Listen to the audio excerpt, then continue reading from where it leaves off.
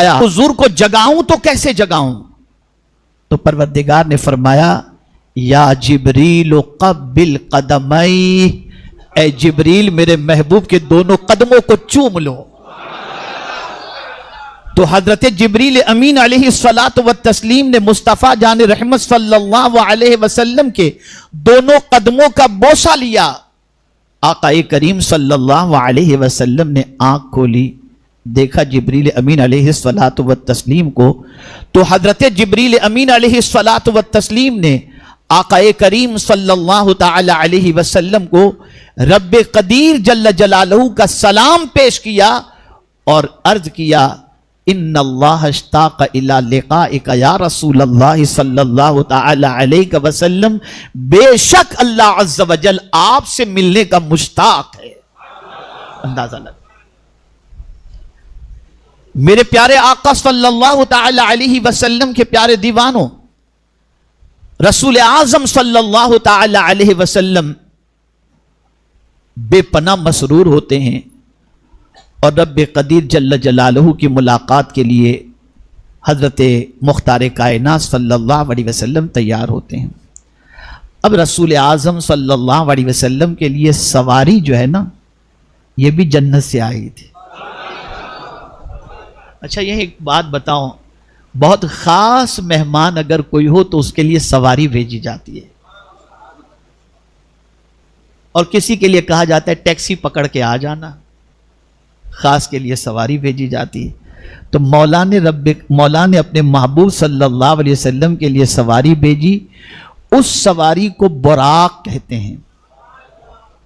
میرے پیارے آقا صلی اللہ علیہ وسلم کے پیارے دیوانوں، جبریل امین سواری لے کر کے آئے، رسول اعظم صلی اللہ علیہ وسلم بیدار ہوئے تو آقا کریم صلی اللہ علیہ وسلم کے قلب اطہر کو حضرت جبریل امین علیہ الصلوۃ والتسلیم نے آب زمزم سے دھویا، سینہ مبارک کو شق کیا، اور اس کے بعد اس میں سے جو چیز نکالنے کی تھی وہ نکالی، جو چیز رکھنے کی تھی وہ رکھی، اور آپ کے قلب اطہر کو آب زمزم سے دھویا گیا۔ یا اللہ، پانی تو بہت سارے تھے، آب زمزم سے کیوں دھویا گیا؟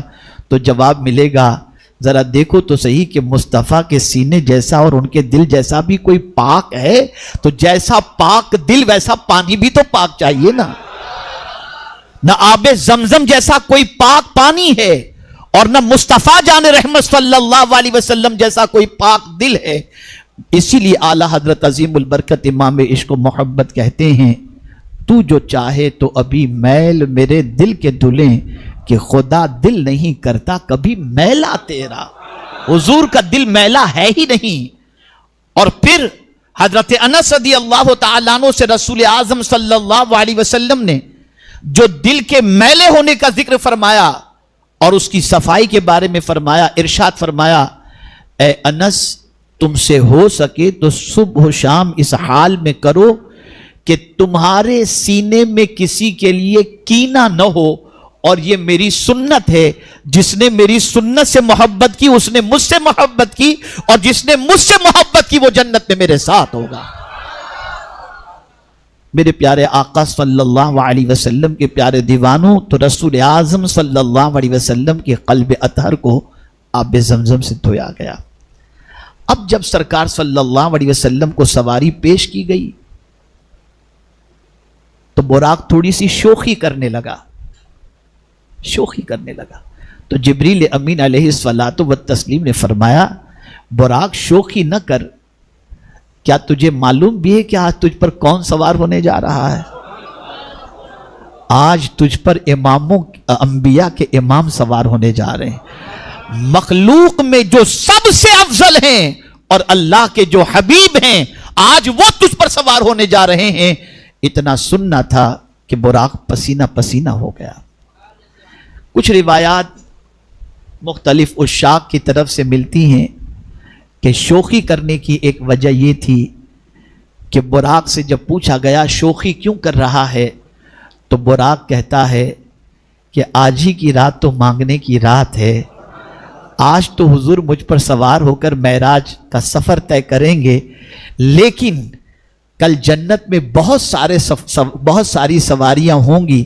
چاہتا ہوں کہ حضور سے آج مانگ لوں کہ جس طرح سفر معراج کے لیے میرا انتخاب ہوا ہے, جنت میں بھی میرا انتخاب ہو جائے.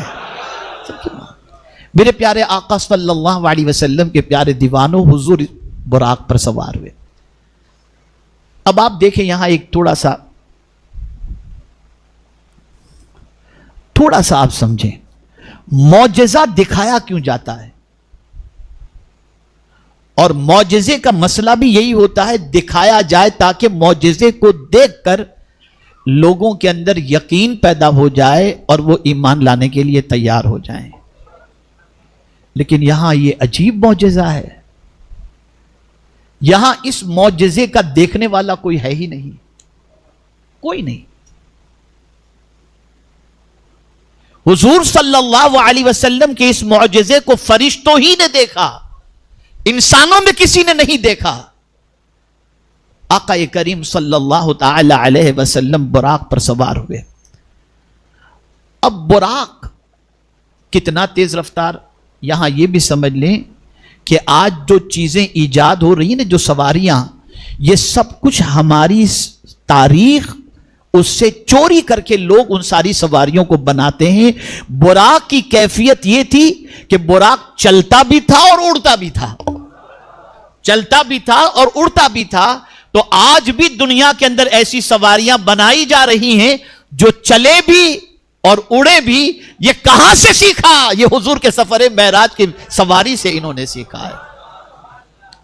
اور کتنی تیز رفتار یہ سواری تھی کہ آدمی کی نگاہ جہاں تک نہیں پہنچتی وہاں براق کا پہلا قدم پہنچتا ہے. اب میں یہاں آپ کو بتاؤں کہ میرے پیارے آقا صلی اللہ علیہ وسلم کے پیارے دیوانوں, تیز رفتار کسی سواری پر سوار ہو کر کے آپ جائیں تو آپ کو کوئی چیز نظر نہیں آئے گی.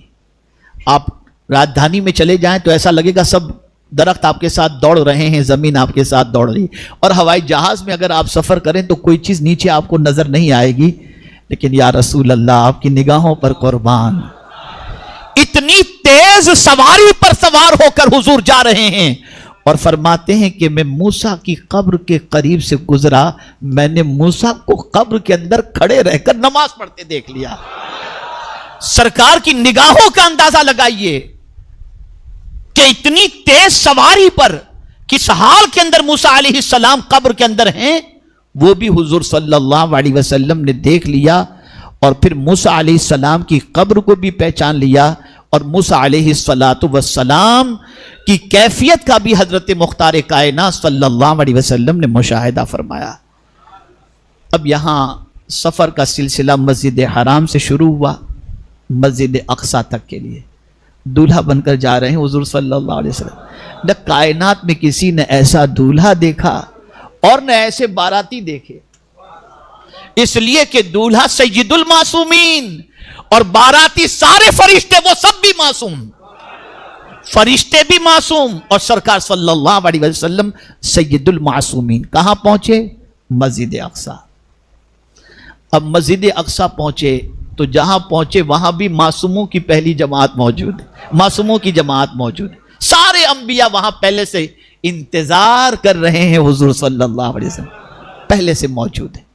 میرے پیارے آقا صلی اللہ تعالی علیہ وسلم کے پیارے دیوانوں, رب قدیر جل جلالہ نے مسجد حرام سے ڈائریکٹ سفر معراج کیوں نہیں کروایا؟ یہ پہلے اسراء والا مسئلہ مسجد اقصیٰ تک علیہ وسلم کے پیارے دیوانوں, اس کے بارے میں فرمایا گیا کہ چونکہ رسول اعظم صلی اللہ علیہ وسلم کعبہ جو قبلہ ہے اس کے تو امام تھے, اللہ چاہتا تھا کہ دوسرا جو قبلہ ہے, جو جس کو قبلہ اول کہا جاتا, حالانکہ قبلہ اول کعبہ ہی ہے. یہ تو اخبار کے اندر لکھنے والوں کی غلطیاں ہیں. کعبہ بیت المقدس سے 40 سال پہلے بنا ہے, قبلہ اول یہی ہے, قبلہ اول بیت المقدس نہیں ہے, سب سے پہلا قبلہ یہی ہے. یہ لوگ جو اخبار میں لکھتے ہیں قبلہ اول کو آزاد کریں، یہ قبلہ اول یہی ہے۔ حضور صلی اللہ علیہ وسلم کو اس قبلے کا بھی امام بنانا تھا تاکہ دنیا کو بتا دیا جائے بیت المقدس کے امام بھی حضور ہیں اور کعبے کے امام بھی حضور ہیں، اسی لیے حضور کو امام القبلتین کہا جاتا ہے، قبلتین کہا جاتا ہے۔ میرے پیارے آقا صلی اللہ تعالی علیہ وسلم کے پیارے دیوانوں، رسول گرامی وقار صلی اللہ تعالی علیہ وسلم تشریف فرما ہوئے وہاں پر پہنچے، انبیاء کی صفیں لگی ہوئی تھیں۔ اب ایک سوال میں پوچھتا ہوں کہ سارے انبیاء سوائے حضرت عیسیٰ اور حضرت ادریس علیہ السلام کے سب تو اپنی اپنی قبروں میں تھے، اپنے اپنے مزار میں تھے، اب وہاں سے نکل کر اب دیکھا جا رہا ہے تو سب بیت المقدس میں بھی ہیں۔ بیت المقدس میں حضور نے سب کی امامت فرمائی نا، جب اذان دی گئی اور اس کے بعد جب جماعت کا وقت ہوا تو حضرت جبریل امین علیہ السلام نے حضور صلی اللہ علیہ وسلم کو مصلی پر آگے بڑھا دیا۔ اسی لیے اعلیٰ حضرت عظیم البرکت امام عشق و محبت کہتے ہیں نماز اقصا میں ہے یہی سر، آیا ہو معنی اول و آخر، یہ ظاہر ہو جائے کہ اول بھی حضور ہیں اور آخر بھی حضور ہیں، اول بھی حضور ہیں آخر بھی حضور ہیں۔ میرے پیارے آقا صلی اللہ علیہ وسلم کے پیارے دیوانوں، رسول اعظم صلی اللہ علیہ وسلم نے نماز پڑھائی۔ اب یہاں سوال یہ پیدا ہوتا ہے کہ انبیاء جو قبروں میں تھے، اپنی اپنی مزاروں میں تھے، وہ وہاں کیسے پہنچے؟ کیا مزار میں بھی تھے، وہاں بھی تھے؟ تو آپ کو یہ سمجھنا ہوگا کہ اللہ نے اپنے مقبول بندوں کو اتنی طاقت عطا فرمائی ہے کہ وہ پلک کے جھپکتے جہاں چاہیں، جب چاہیں، جیسے چاہیں وہ پہنچ سکتے ہیں۔ آقا کریم صلی اللہ علیہ وسلم نے وہاں پر امامت فرمائی۔ میرے پیارے آقا صلی اللہ تعالی علیہ وسلم کے پیارے دیوانوں، رسول گرامی وقار صلی اللہ تعالی علیہ وسلم امامت فرمانے کے بعد مسجد اقصی سے اب آسمان کی طرف سفر کا سلسلہ شروع فرماتے ہیں۔ مسجد اقصی سے آسمانوں کے سفر کو سفر معراج کہا جاتا ہے، اور مسجد حرام سے مسجد اقصی تک کے سفر کو اسراء کہا جاتا ہے۔ اسے ذہن میں رکھیں۔ اب حضرت جبریل امین علیہ السلام کے ساتھ سرکار تشریف لے جاتے ہیں، اور یہ بات یاد رکھیں آسمان سے سب سے زیادہ قریب کا علاقہ مسجد اقصی سے ہے، اسی لیے جتنے بھی سیٹلائٹ آسمان پر چھوڑے جاتے ہیں سب اسی طرف سے چھوڑے جاتے ہیں، اس لیے کہ آسمان کا راستہ وہاں سے بڑا شارٹ کٹ ہے، جتنے بھی سیٹلائٹ وہیں سے چھوڑے جاتے ہیں۔ اب حضرت جبریل امین علیہ السلام کے ساتھ رسول اعظم صلی اللہ علیہ وسلم آسمانوں کا سفر شروع کرتے ہیں۔ پہلے آسمان پر پہنچے، یہ بھی یاد رکھیں کہ آسمانوں پر دروازے ہیں، دروازہ بند تھا، جبریل امین علیہ السلام نے دستک دی، اندر سے پوچھا گیا من انتا؟ حضرت جبریل امین علیہ السلام نے فرمایا انا جبریل۔ پھر پوچھا گیا من معکا؟ تمہارے ساتھ کون ہیں؟ حالانکہ پوچھنے والے جانتے ہیں کہ آنے والا جبریل بھی ہے اور ان کے ساتھ آنے والا کون ہے یہ بھی وہ جانتے ہیں، لیکن حضور کی عظمت بتانا مقصود ہے۔ جیسے ہی جبریل امین نے کہا میرے ساتھ محمد الرسول اللہ صلی اللہ علیہ وسلم ہے، جیسے ہی جبریل امین نے کہا فوراً دروازہ کھل گیا۔ پتا چلا ہر دروازہ کھلتا ہے حضور کے نام سے کھلا کرتا ہے، چاہے وہ آسمان کا دروازہ ہو چاہے جنت کا دروازہ ہو، فوراً جنت کا دروازہ کھل گیا۔ میرے پیارے آقا صلی اللہ تعالی علیہ وسلم کے پیارے دیوانوں، اور یہی کیفیت آسمان کے سارے دروازوں کی ہوئی، ہر دروازہ بند، دوسرے آسمان کا، پھر وہاں دستک، پھر پوچھا گیا، پھر وہی جواب، پھر تیسرا دروازہ، پھر وہاں پوچھا گیا، پھر وہی جواب، یہاں تک کہ مصطفیٰ جان رحمت صلی اللہ علیہ وسلم سدرۃ المنتہا پر پہنچے، اور جب وہاں پہنچے رسول اعظم صلی اللہ علیہ وسلم تو جبریل امین علیہ السلام سے سرکار نے فرمایا چلو جبریل آگے کی سیر کے لیے۔ تو کہتے ہیں اگر تھوڑا سا بھی آگے بڑھنے کی میں نے کوشش کی تو پرتو تجلی سے میرے پر جل جائیں گے۔ سدرۃ المنتہا وہ مقام ہے کہ اس کے بعد جتنا بھی یہاں کا ہے وہ سب مخلوق ہے، اور سدرۃ المنتہا سے آگے صرف جلوہ پروردگار جل جلالہ ہے۔ کوئی وہاں تک پہنچا ہی نہیں اور نہ قیامت تک پہنچ سکتا ہے۔ اگر وہاں تک رسائی ہے تو صرف مصطفیٰ جان رحمت صلی اللہ علیہ وسلم، آقا کریم صلی اللہ علیہ وسلم، سرکار صلی اللہ علیہ وسلم تشریف۔ میرے پیارے آقا صلی اللہ تعالی علیہ وسلم کے پیارے دیوانوں، اب چونکہ حضرت جبریل امین علیہ الصلاۃ والتسلیم نے حضرت ابراہیم علیہ الصلاۃ والسلام کو جب آگ میں ڈالا جا رہا تھا تو پوچھا تھا حل لک حاجۃ یا ابراہیم، اے ابراہیم تمہاری کوئی حاجت ہو تو بیان کرو۔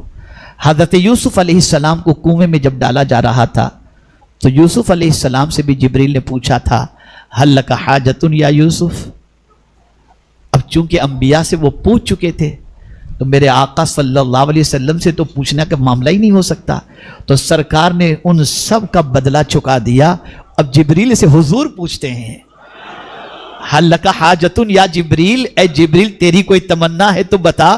اب قربان جائیے، رب حضور کی امت سے محبت کرتا ہے اور اس محبت کی بنیاد پر ساری کائنات حضور کی امت سے محبت کرتی ہے، تو جبریل امین نے اپنی آرزو بھی پیش کی تو کیا پیش کی؟ یہی پیش کی، سرکار جب آپ کی امت پل صراط سے گزرتی ہو نا تو میری تمنا ہے کہ میں اپنے پروں کو بچھا دوں اور آپ کی امت پل صراط سے گزر جائے۔ آپ ذرا سوچو، کون کیا پل صراط؟ بال سے زیادہ باریک اور تلوار سے زیادہ تیز، اور نیچے جہنم کے شعلے۔ اب وہاں سے امت مصطفیٰ گزرے تو جبریل کہتے ہیں کہ میری تمنا ہے میں اپنے پر کو بچھا دوں، لیکن قربان جائیے جس کی نگاہیں جبریل کے پر نہیں مصطفیٰ کے کرم پر رہتی ہیں وہ پھر کسی کا احسان لینے کو تیار نہیں ہوتے۔ تو میرے امام کہتے ہیں پل سے اتارو یہ راہ گزر کو خبر نہ ہو، جبریل پر بچھائیں تو پر کو خبر نہ ہو۔ سرکار ہمیں جبریل کے پر کی نہیں آپ کے کرم کی ضرورت ہے، حضور آپ اتار دیں، آپ اتار دیں۔ میرے پیارے آقا صلی اللہ تعالی علیہ وسلم کے پیارے دیوانوں، یہ اتنا عظیم سفر ہے، اتنا عظیم سفر کہ میں کیا بتاؤں اس سفر کے سلسلے میں۔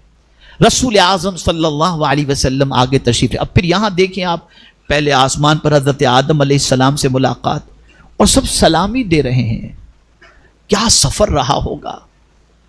انبیاء سلام کر رہے ہیں حضور صلی اللہ علیہ وسلم کو، اور پھر یہاں ایک بات ذہن کے اندر رکھیں، جو لوگ کہتے ہیں اتنے مختصر وقت میں اتنا لمبا سفر، تو میں آپ کو بتاؤں دنیا کے سفر کا مشاہدہ کیجئے، جب کوئی بڑا گزرنے والا ہوتا ہے تو سارے سفر روک دیے جاتے ہیں۔ منسٹر کی گاڑی جب گزرتی ہے نا تو ساری گاڑیوں کو روک دیا جاتا ہے، رک جاؤ منسٹر کی گاڑی گزر رہی ہے۔ اگر دنیا کا منسٹر گزرے تو سب روک دیا جاتا ہے، تو جس کے لیے اللہ نے ساری کائنات بنائی اس مصطفیٰ کا سفر روک دیا۔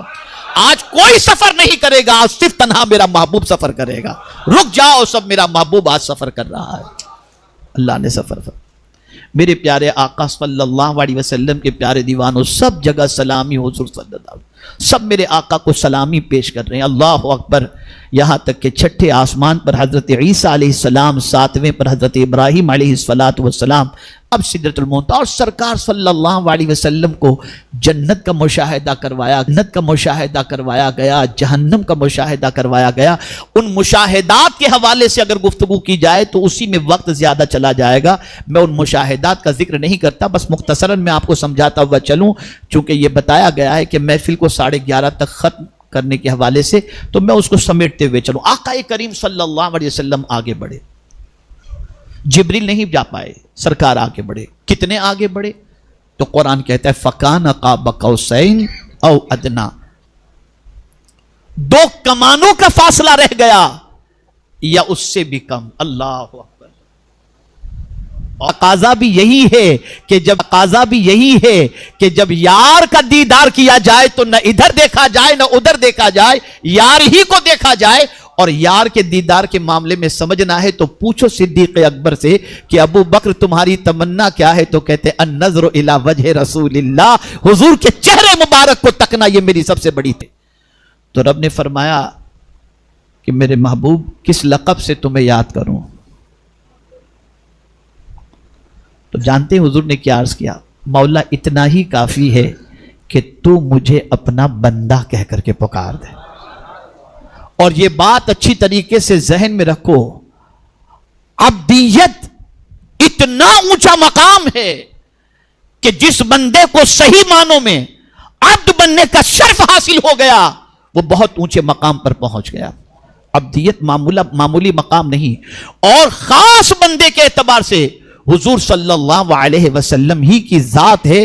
اسی لیے قرآن مقدس میں آپ دیکھیں حضور صلی اللہ علیہ وسلم کے حوالے سے کہیں نام کا اس اعتبار سے ذکر نہیں ہے کہ عبد کے بعد حضور کا نام موجود ہو اور اس طریقے سے لوگ پہچان جائیں کہ یہاں ذکر حضور کا ہے. بس صرف اشارہ کر دیا گیا اور لوگ سمجھ گئے کہ یہ بندہ خاص کوئی اور نہیں حضور ہیں. جیسے تبارک الذی نزل القرآن علی عبدہ، یہ عبدہ کہا گیا تو دنیا سمجھ گئی کہ اللہ کا خاص بندہ اگر کوئی ہے تو محمد عربی صلی اللہ علیہ وسلم. الحمدللہ الذی انزل علی عبدہ، یہاں جہاں آپ دیکھیں. اسی طرح سے رسول اعظم صلی اللہ علیہ وسلم کے سفر معراج کے حوالے سے بھی رب قدیر نے یہی فرمایا سبحان الذی اسری بعبدہ. تو میرے پیارے آقا صلی اللہ علیہ وسلم کے پیارے دیوانوں، اگر کوئی شخص اپنے آپ کو عبد بنا کر کے زندگی گزارے تو اللہ تعالیٰ اس بندے اسے اونچا مقام عطا فرماتا ہے. یہی وجہ ہے کہ اللہ والوں کے جب اس دنیا سے جانے کا وقت ہوتا ہے، جو اللہ کی بندگی میں زندگی گزارتے ہیں، تو قرآن کہتا ہے کہ اس وقت سچویشن کیا ہوتی ہے؟ یا ایتھا النفس المطمئنہ ارجعی الی ربک راضیۃ مرضیہ، عبادی میرے بندوں میں داخل ہو جا وادخلی جنت.